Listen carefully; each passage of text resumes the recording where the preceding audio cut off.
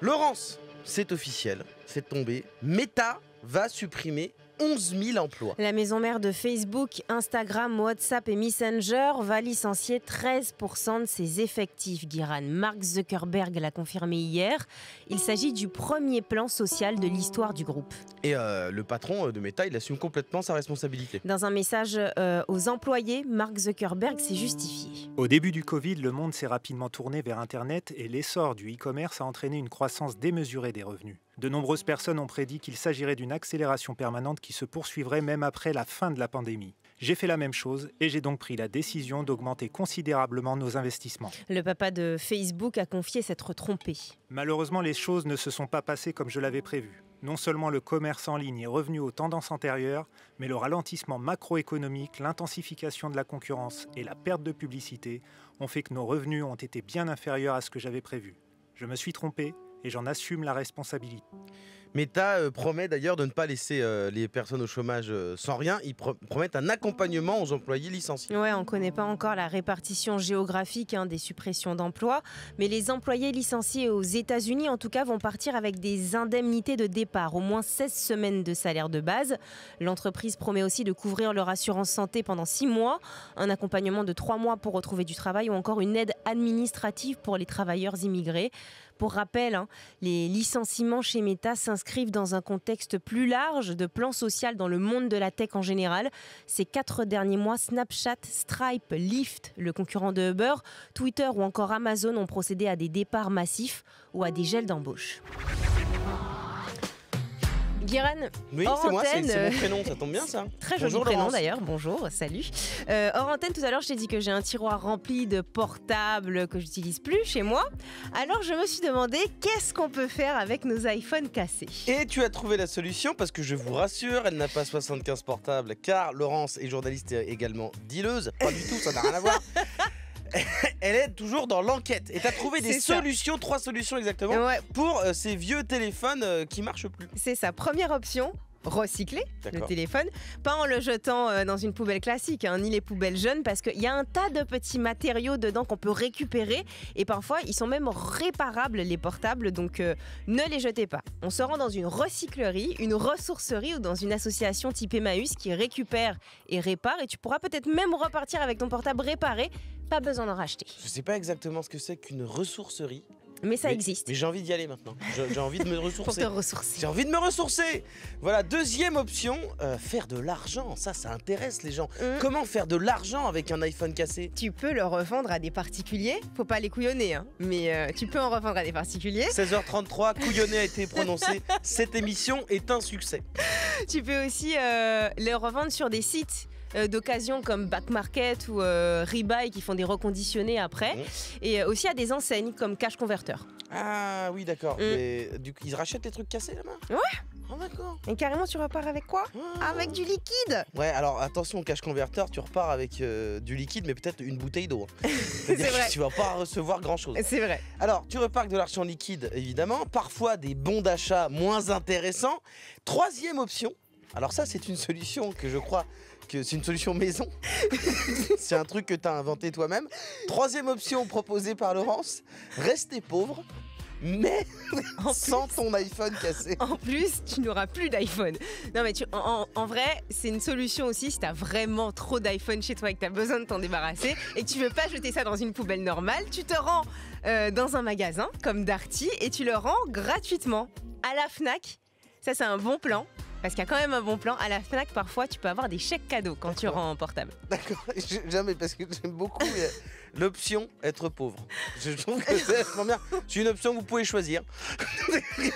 La plupart du temps, on choisit pas. On est pauvre. Ça, c'est super ce qui vient de se passer. Maintenant, Guiran, grosse sauce. Pour qui? Pour Burger King. Mais c'est quoi cette histoire? Il y a des moments dans la vie, Internet est sublime.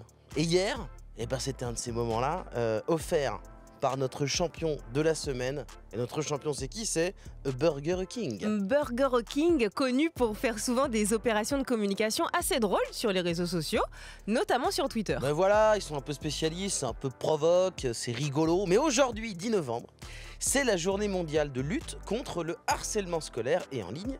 Et qui d'autre, évidemment, pour la sensibilisation à cette cause que Burger King. Pourquoi faire? Eh ben, j'ai tenté de voir le rapport entre ça et le double Whopper. Alors, toutes nos équipes sont mobilisées depuis ce matin. Pour l'instant, ils n'ont toujours pas trouvé. Mais en soi, l'intention est noble, agir pour la lutte contre le harcèlement. Alors Burger King, en plus, de toute façon, ils sont déjà engagés dans une cause, c'est-à-dire nous rendre tous gros. Donc de temps en temps, ils se disent, bon, bah, on va s'impliquer pour un truc bien de 3 jours par an. Mais les bonnes intentions, ça ne fait pas forcément de bonnes idées, Guéran. Hier, 9 novembre, dans l'après-midi, des gens souvent jeunes qui ont l'appli Burger King sur leur téléphone ont reçu des notifs sur leur écran disant « T'es moche! Tu sers à rien! Tu nous fais honte !» Suivi d'un autre message d'explication « Vous venez de vivre ce que vivent chaque jour des milliers d'enfants victimes de harcèlement. » Et directement, ils se sont fait allumer sur Twitter. Alors, le son qu'on devait entendre était un son Law and Order. Je l'ai mal enregistré. On aurait dit un son... Vraiment, ça c'est moi qui ai raté. Et comme tu fais une petite pause, je me permets. Tu dis double Whopper, toi. Je pensais qu'on disait Whopper. Non, on dit Whopper. Ok. Voilà. J'en sais rien. On a fait un point en tout cas. On a fait un point à prononciation. Donc oui, donc ça, grosse sauce évidemment, parce que cette opération elle est bizarre. Alors il y a des gens qui trouvent ça juste nul. Et puis il y a ceux et celles qui sont victimes de harcèlement et qui ont aussi dû voir leur appli Burger King leur dire qu'ils étaient inutiles. Alors déjà que dans ta vie, quand t'en es au point d'avoir l'application Burger King, je pense déjà globalement t'es pas max. Tu te dis pas, vas-y, je suis heureux, j'ai l'appli Burger King.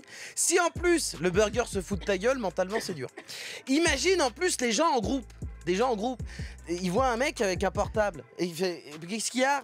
Bah mon appli Burger King avait dit que j'étais une merde. Bah toi t'as l'appli Burger King, les gens se foutent de ta gueule. Grosse journée de merde. Après heureusement c'était pas si horrible parce que Burger King ils auraient pu dire oh, on va faire un truc sur le GHB, ils mettaient des GHB dans les verres des gens, tu te retrouves tu crois que tu vas manger un burger, tu te retrouves à poil à Clermont-Ferrand. Là ça aurait été terrible.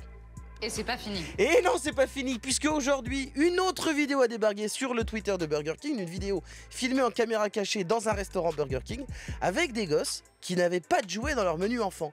Alors, ils commencent un peu à pleurer, à se plaindre, et les parents, ils vont au comptoir parce que leur gosse est pas content, et ils disent, bah, elle est où là, la merde en plastique, ou le bibelot made in China, je sais pas quoi.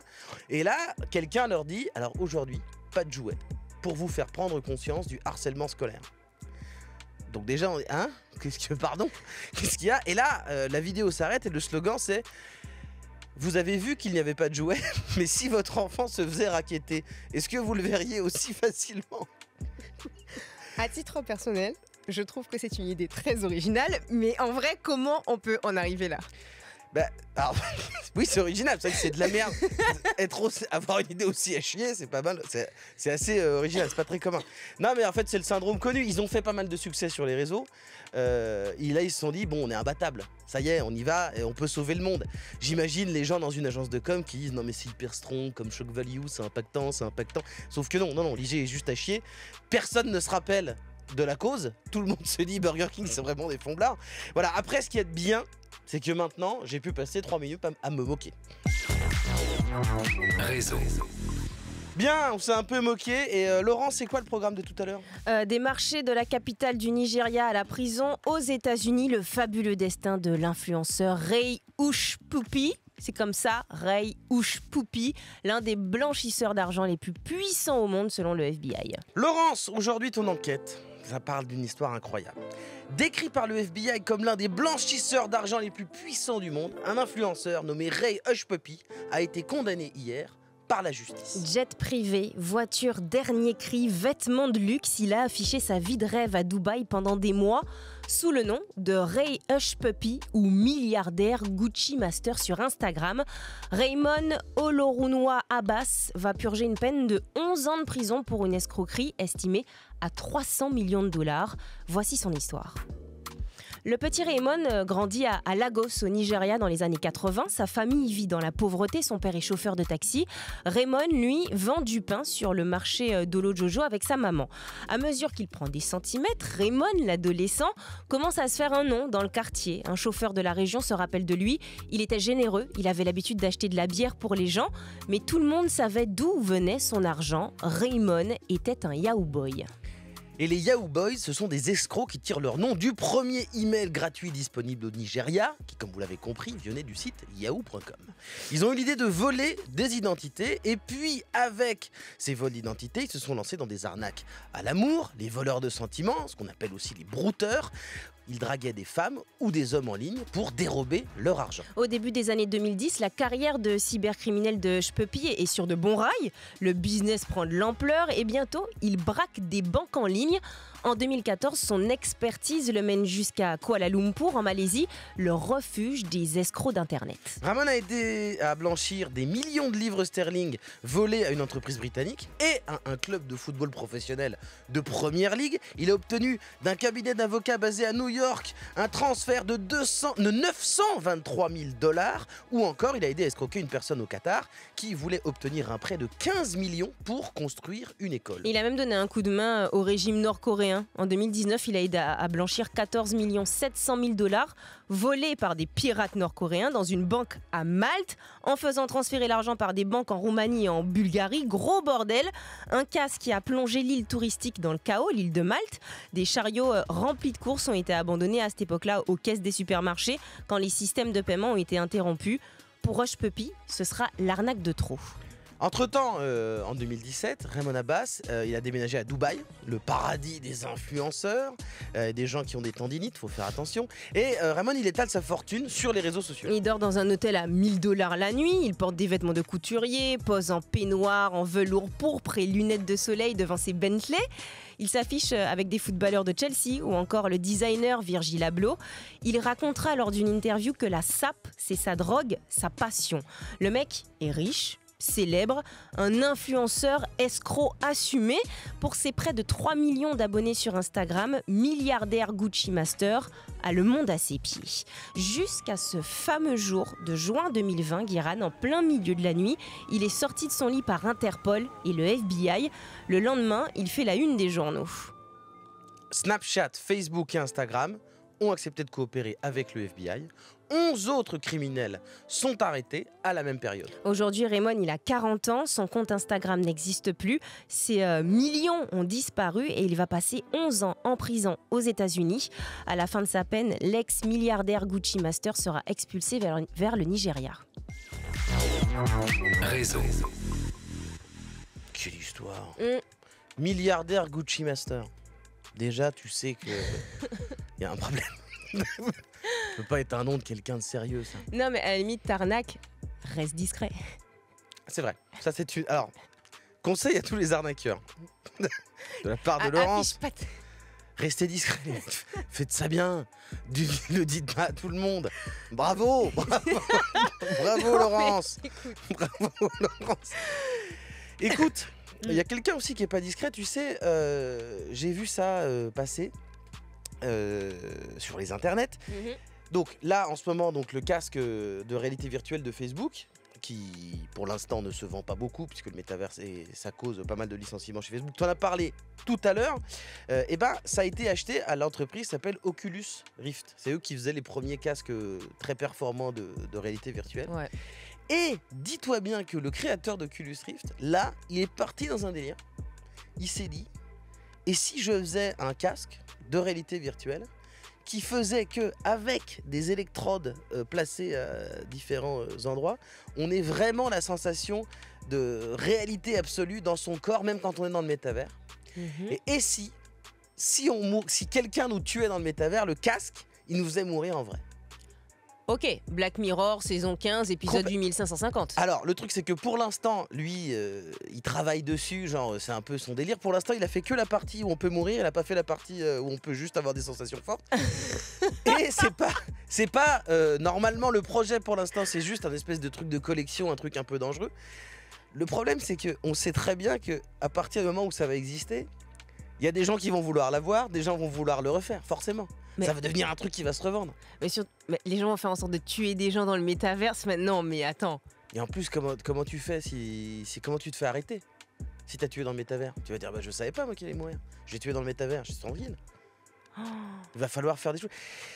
Internet, c'est sympa. Il va falloir créer un code civil, un code pénal du métavers. Non mais attends, mais les gars. Évidemment. Pourquoi? Parce que pourquoi faire simple alors qu'on peut rendre tout compliqué. C'est pas beau? C'est pas beau? C'est très beau. Et ben voilà, ça sera la morale de cette histoire. Réseau, toute l'actu d'Internet.